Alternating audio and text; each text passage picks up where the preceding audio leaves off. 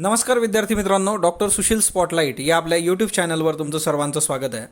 या लेक्चरमध्ये आपण 2019चा CSATचा जो पेपर आहे त्याचे प्रश्न क्रमांक 41 ते 45 हा एक उतारा बघणार आहोत. 5 प्रश्न आपण डिस्कस करूयात. याच्या आधी ऑलरेडी आपण 8 उतारे डिस्कस केलेले आहेत. हा एक आणि याच्यानंतर एक अशा एकूण 10 उतारे असतात. हा उतारा जो आहे हा पूर्णपणे मराठीवाला उतारा आहे. याचं इंग्लिश ट्रान्सलेशन इथं नाही. एक कंप्लीट मराठी आणि एक इंग्लिश असे 2 उतारे असतात एक्सक्लुझिव्ह, आणि बाकी जे उतारे आहेत 8 त्याचं तुम्हाला इंग्लिश ट्रान्सलेशन मिळतं. ओके, आता हा जो सेट आहे पेपरचा तो ए सेट आहे, तर ते एक लक्षात ठेवा. तुम्ही तुमच्या सेटमध्ये हा बघू शकता. आता याचा आपण पहिला प्रश्न बघूयात. पहिला जो प्रश्न आहे आपला की कोणत्या आदिवासींना आदिम म्हटले जाते? अरण्यात राहणारे, निसर्गाच्या सानिध्यात डोंगर दऱ्यात राहणारे, जंगल व निसर्गापासून दूर असलेले, ज्यांची संस्कृती शहरीकरणाच्या जवळची आहे असे. ओके, तर आता याच्यात खाली 2 पर्याय आहे, म्हणजे 2च स्टेटमेंटवरचे जे आहेत ते बरोबर असतील. आता इथं बघा, हा जो पॅराग्राफ आहे इथं एक लिहिलेलं बघा, येलो कलरची हायलाईट आहे. आपल्या जमिनी गमावलेले इथले मूळ निवासी जीव वाचून जंगलात आश्रयाला गेलेत. निसर्गाच्या सानिध्यामध्ये, म्हणजे आर्यांनी भारतावर आक्रमण केल्यानंतरचं हे आहे, निसर्गाच्या सानिध्यात डोंगर दऱ्यात राहू लागले.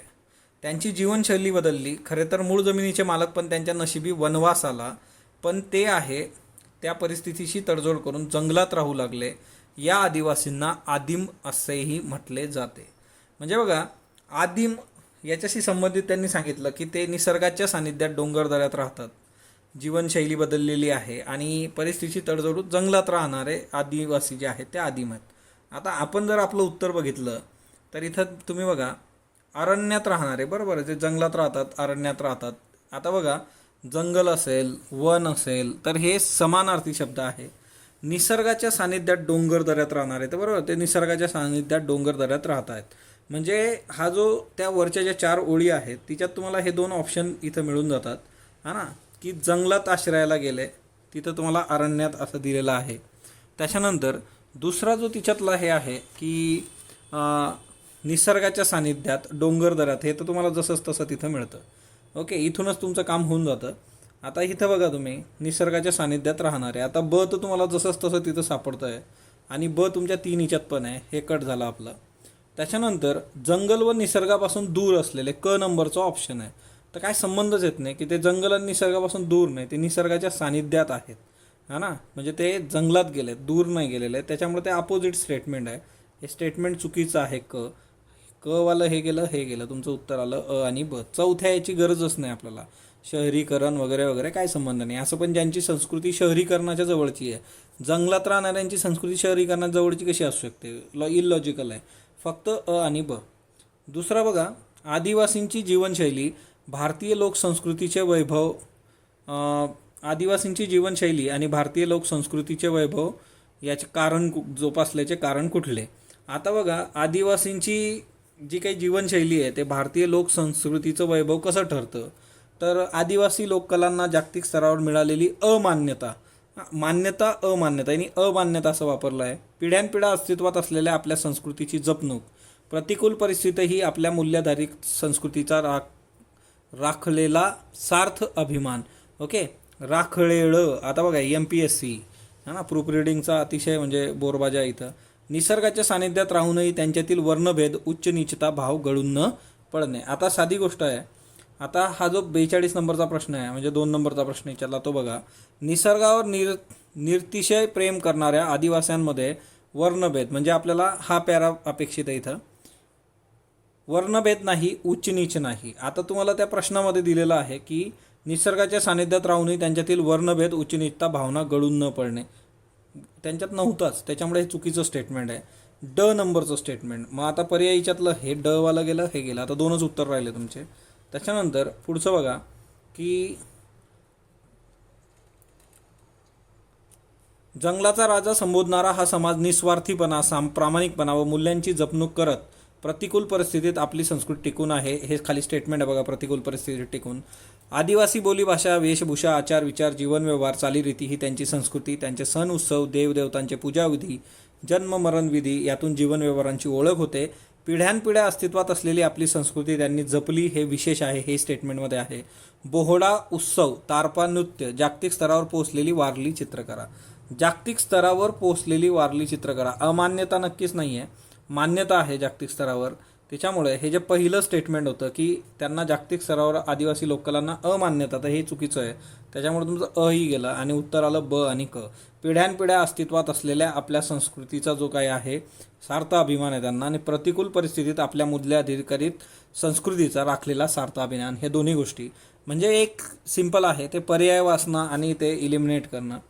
अरण्यक, गिरिजन, वनवासी, आदिम यातील शब्दशः समान अर्थ असणारे शब्द कोणते? आता बघा, अरण्यक, गिरिजन, वनवासी, आदिम. तर आदिम हा शब्द जो होता तो पहिल्याच हिच्यात होता है ना, जंगलाच्या सानिध्यात वगैरे राहणारे. आता हिच्यामध्ये बघा, अरण्यक, अरण्यात राहणारे, हिच्यातलं पहिलं म्हणजे सुरुवातच जी आहे ती इथून आहे बघा, अरण्यात राहणारे म्हणून अरण्यक. ओके, दुर्गम पहाडी प्रदेशात राहतात म्हणून गिरिजन. वनवासी असाही त्यांचा उल्लेख केला जातो. बघा, आता समानार्थी विचारलं आहे तुम्हाला, तर अरण्याचं समान काय आहे? वन आहे.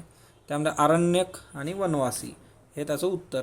ओके, तर हे टिपिकली एका याच्यात तुम्हाला मिळतं की अरण्यक आणि वनवासी. अरण्यक आदिम किंवा मग वनवासी आदिम, तर याचा काही संबंध येत नाही. आदिम ही गोष्ट एक्सप्लेन केलेली आहे, त्याच्यासाठीचे जे काही गोष्ट आहे की ती वनवासी जे आहे ते गिरिजन. गिरी काय आहे? पहाडी प्रदेश आहे, तर तो वन आणि पहाडी प्रदेश वेगळं आहे. अरण्यक, वनवासी समानार्थी शब्द. ओके, फक्त क उत्तर आहे. आदिवासींचे पुरोगामित्व सूचित करणारी वाक्य कुठली? आदिवासी बोली, भाषा, वेशभूषा, आचार विचार, जीवन व्यवहार, चालीरीती हीच त्यांची संस्कृती. निसर्गावर निरतिशय प्रेम करणारे आदिवासी वर्णभेद उच्च नीचता मानत नाहीत. आता हे आपण ऑलरेडी पहिल्या प्रश्नात केलेला आहे. हा प्रश्न इथं होता बघा की 4 नंबरचं जे स्टेटमेंट कट केलेलं आहे मी इथलं, तर ते त्याच्याशी होतं संबंधित की ते उच्च निष्ठा मानतात, ते मानत नाहीत. आणि पुरोगामी असणं काय आहे की तुम्ही विचाराने पुरोगामी महाराष्ट्र हा शब्द परत परत वापरला जातो की ज्या काही इररॅशनल गोष्टी आहे, अविवेकपूर्ण गोष्टी आहेत, परंपरा आहेत, चालीरीती आहेत, त्या बाजूला सारून कुठल्याही गोष्टीचं शास्त्रीय विवेचन करून त्याच्यानुसार विवेकाच्या आधारावर पुढे जाणं, ती पुरोगामित्व असतं. वर्णभेद उच्चनीच त्याला स्थानच नाही आहे. त्याच्यामुळे निसर्गावर निरंतर प्रेम करणारे आदिवासी वर्णभेद उच्चनीचता मानत नाहीत. हे स्टेटमेंट वरती आहे, आपण ऑलरेडी बघितलं आहे, त्याच्यामुळे हे स्टेटमेंट तर बरोबर आहे. तर ब हा स्टेटमेंट जे आहे ते बरोबर आहे आणि ब हिच्यात नाही आहे, त्याच्यामुळे अ आणि ड तुमचं कॅन्सल झालेलं आहे. ओके, देव भगत, जादूटोणा यांचा त्यांच्यावर पगडा असल्याने ते अत्यंत श्रद्धाळू असत. आता देव भगत वगैरे करणारी जी लोक आहेत इथं आहे, श्रद्धाळू आहे, अंधश्रद्धा आहे, देव भगत, जादूटोणा यांचा पगडा आहे त्यांच्यावर. तर ही गोष्ट पुरोगामी असल्याचं लक्षण नाही, कारण तुम्ही हे विवेकपूर्ण गोष्टी नाही आहे, याला कुठला शास्त्रीय बेस नाही आहे, आणि त्याच्यामुळे हे जे आहे तर हे चुकीचं आहे. ओके, हे पुरोगामीच्या याच्यात येत नाही. क नंबरचं स्टेटमेंट जे आहे तर ते ऑलरेडी तुमचं इथं आहे, त्याच्यामुळे तुमचं हाही ऑप्शन गेला. ओके, त्याच्यानंतर पुढचं जे आहे की निस्वार्थीपणा, प्रामाणिकपणा या मूल्यांची जपणूक करत ते आपली संस्कृती हरवून बसले. वरचाच प्रश्न होता की त्यांनी त्यांची संस्कृती जपलेली आहे. ओके, संस्कृतीचा मूल्याधिरित संस्कृतीचा सार्थ अभिमान आहे. म्हणजे हे उत्तर जर तुम्ही काढलेलं असलं तर तुम्हाला उत्तराकडे पण जायची गरज नाही, तुम्ही सरळ इथून खाली येऊ शकता. आणि हे जे 4 नंबरचं स्टेटमेंट आहे ते स्टेटमेंट जे आहे ते चुकीचं आहे. त्यांनी त्यांची संस्कृती टिकवलेली आहे, ते हरवून नाही बसलेत. त्याच्यामुळे याच्यामधलं जे स्टेटमेंट होतं तर हेही चुकीचं आहे, ते ऑलरेडी खाली नाहीचं डचं याच्यामध्ये. आदिवासी बोली, भाषा, वेशभूषा, आचार विचार, जीवन व्यवहार, चालीरीती हीच त्यांची संस्कृती, हे स्टेटमेंट ऑलरेडी आपण वर बघितलेलं आहे. आणि त्याच्यामुळे याचं जे उत्तर आहे ते 44चं उत्तर जे आहे ते फक्त अ आणि ब आहे. सॉरी, याच्यामध्ये आपल्याला विचारलेलं आहे की पुरोगामित्व, तर पुरोगामीमध्ये त्यांची बोली, भाषा, वेशभूषेचा काही संबंध येत नाही. सॉरी, तर ॲक्च्युली ही पुरोगामीबद्दलचा प्रश्न आहे, त्याच्यामुळे याचं उत्तर जे आहे ते फक्त ब, म्हणजे त्यांच्यात वर्णभेद उच्चनीचता नाहीत, कारण त्यांच्या परंपरा ज्या आहेत त्या श्रद्धाळू आहेत, त्या देव भगत जादूटोण्यामध्ये अडकलेल्या आहेत. त्याच्यामुळे पहिलं जे स्टेटमेंट आहे ते पुरोगामित्वाकडे जात नाही, पण त्यांच्यामधला वर्णभेद आणि ते नसणं हे पुरोगामित्वाकडे जातं, त्याच्यामुळे ब उत्तर आहे. आदिवासींच्या भाषांना लिपी नसण्याचं कारण कोणतं? आदिवासींच्या भाषांना लिपी नसण्याचं कारण कुठलं? तर याचा शेवटचा जो पॅरा आहे तिच्यात दिलं आहे बघा, आदिवासी समाजाची एक भाषा नाही, हे आदिवासी लोक समाज गटात विखुरले आहेत, या प्रत्येक समाजाची बोली भाषा वेगळी आहे, या भाषांना लिपी नाही. ओके, तर कशामुळे नाही की ते अनेक समाज गटात विखुरलेले आहेत. हे आपल्याला खाली मिळतं बघा इथं. तुम्ही जर बघितलं की आदिवासी भाषांना लिपी नसण्याचं कारण, तर इथं हे एकमेव कारण वरती दिलेलं आहे की विखुरलेले जे समाज आहेत त्याच्यामुळे स्वतंत्र भाषेत स्थान टिकवता आलेलं नाही आहे. बाकी मग निसर्गातच वाचता येत नाही, निसर्गच वाचता येतो, डोंगरदऱ्या हेच विश्व आहे. अंधश्रद्धेचा पगडा असल्याने त्यांनी कोणतीच लिपी अवगत केली नाही.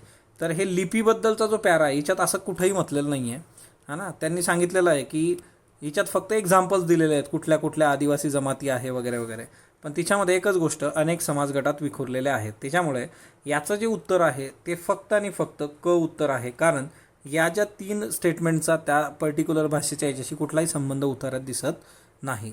तर हा पूर्णपणे मराठी असलेला उतारा होता आणि हा उताराही असा आहे की तुम्ही नीट वाचला तर तुम्हाला 12.5 मार्क हा उतारा आरामात देतो. म्हणजे जर तुम्ही एकंदर 2019चा पेपर बघितला तर ते मधल्या काळामध्ये जर 1-2 उताऱ्यातले 2-3 प्रश्न सोडले तर ऑब्वियसली तुम्हाला सगळे मार्क टाकत जात आहेत हे उतारे. फक्त त्या प्रेशरमध्ये, त्या वेळेमध्ये थोडी गडबड इकडं तिकडं होऊ शकते, हे कुणी अमान्य करणार नाही. परंतु तुम्ही जर अशा पद्धतीने प्रॉपर प्रॅक्टिस केली तर तुमचे जे मार्क्स आहेत ते मॅक्झिमम उतार्यामधून येतील. स्पॉटलाईट बरोबर जोडलेलं राहा. स्पॉटलाईट